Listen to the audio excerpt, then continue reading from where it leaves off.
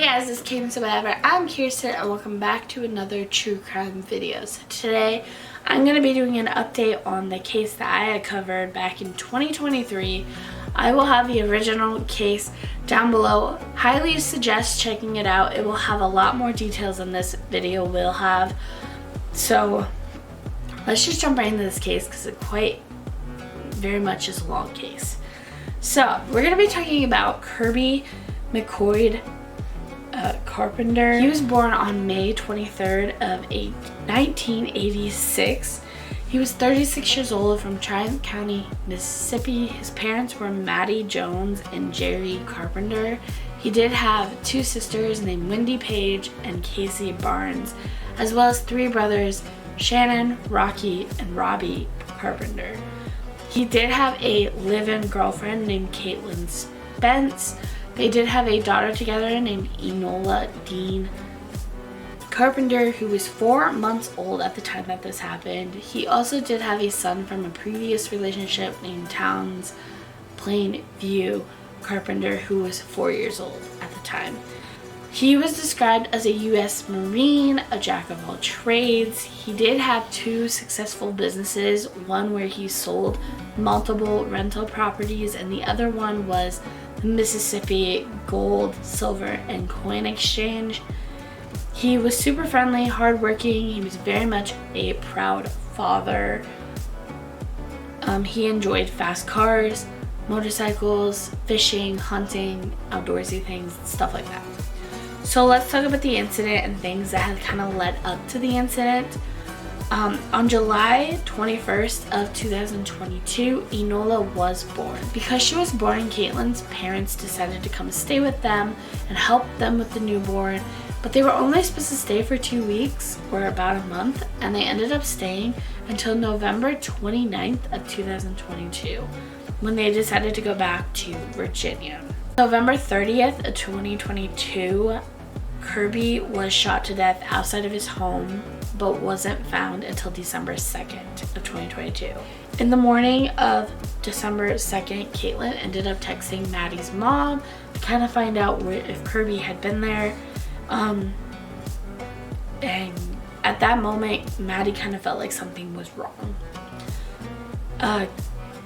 Maddie hadn't seen Kirby, so Caitlin decided to contact Kirby's friend to see if maybe they were hanging out and he came and picked him up or something, as all of the cars were still in the driveway.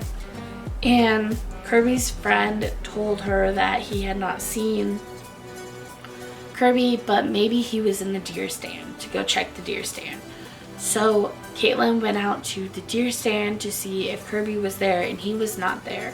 When she came back, she got on the phone call with Maddie about 30 minutes after they had last talked and was talking with Maddie going back towards the house when she panically screams, "Kirby, Kirby, Kirby," and the phone call was disconnected.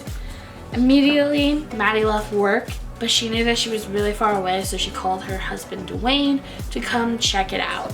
Dwayne went over there, and when he got there, he went up to the garage where he ended up hearing Caitlin screaming.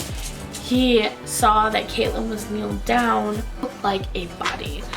He noticed that Caitlin was on the phone with 911. He walked over to the body and saw Kirby's boots and saw a toolbox on top of him. He pushed the toolbox off of him and realized that he was covered in a tarp. At first, he just thought that the toolbox fell on Kirby and he was seriously injured. But when he pushed the toolbox off and saw that he was covered, he knew something was really off with that. He went to the head area and uncovered it and saw that it was Kirby and that he had been gone for quite a while. Police and Maddie showed up to the crime scene about the same time, and that's when the investigation began. So let's talk about it. So again, all the juicier details are in the original video. I will again have that linked down below. But they did find a Kroger receipt in Kirby's pocket that was dated from November 30th. The items that were on the receipt were found in the back of Kirby's truck, as well as his phone, were all locked inside the truck. They did find Kirby's keys in his pocket, as well as 3 bullets to a gun that Kirby carried around a lot of the time. But they did not find the gun or the murder weapon. None of those things were found. They had to go and find surveillance video at Kroger showing that Kirby was wearing the same clothes that he was found in, so they knew that he went and got groceries before he got killed.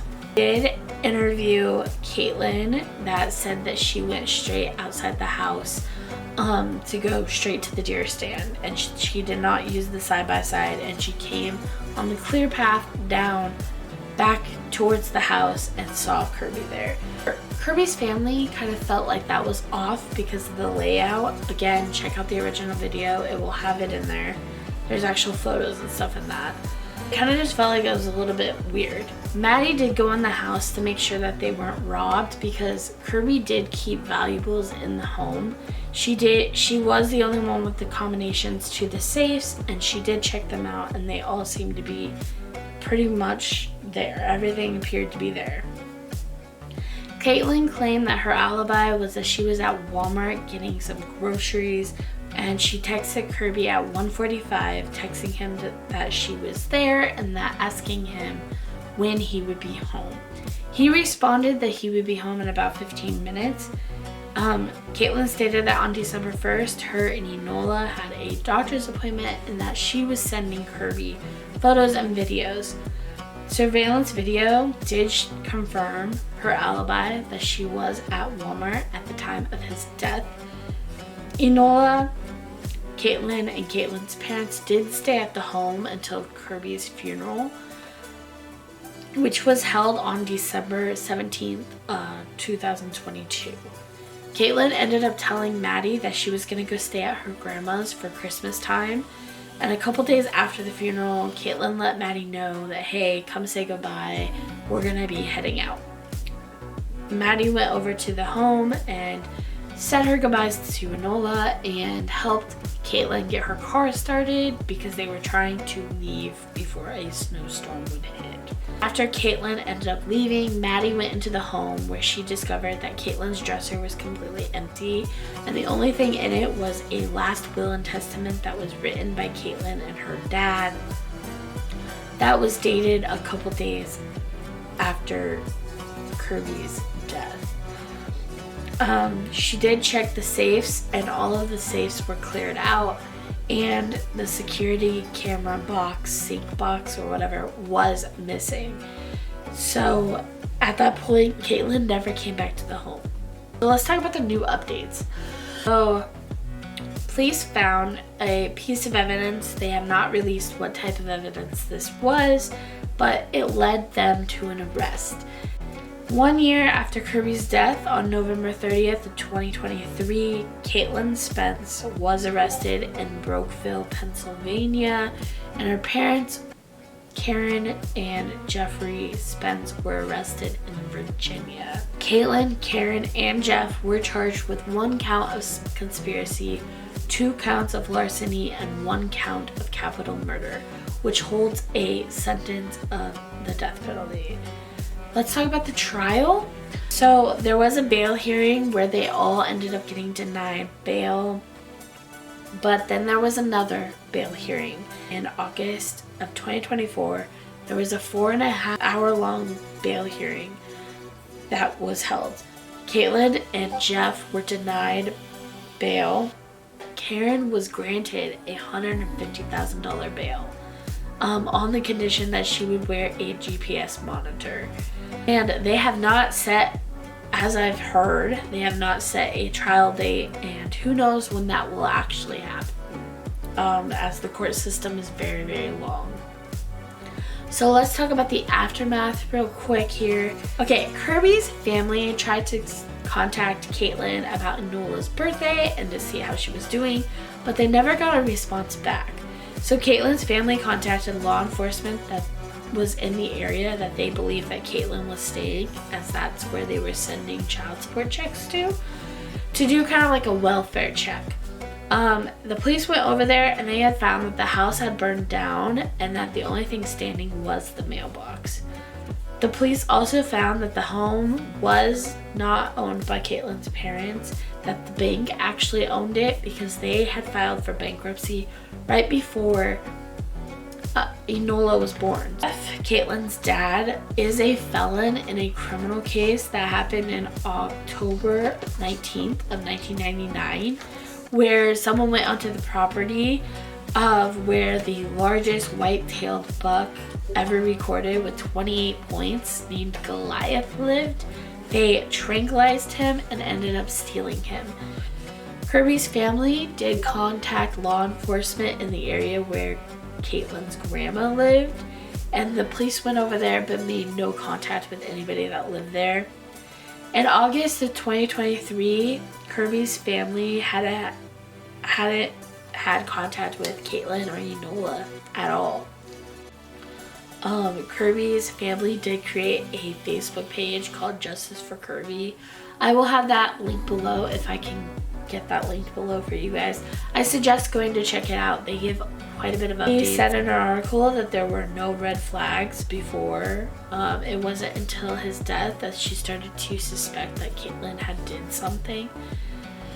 The police did look through his phone and that there was no arguments between them. Everything seemed very normal and there was no red flags until after the funeral, where she ended up changing the locks on the doors. She changed Kirby's safe combinations, and then they started to suspect that Caitlin had done something. As of right now, Kirby's family is trying to get custody of Enola, but there is no word on that or where she is at the time being. That is going to conclude this case. So if you like this video, give it a thumbs up, comment down below what case I should do next, subscribe if you haven't already, and turn on that bell notification so you're notified when we post every single Tuesday, occasionally on Fridays when we feel like it, and every other Saturday for True Crime Saturday. This is KMC whatever, and I will see you in the next video. Bye guys.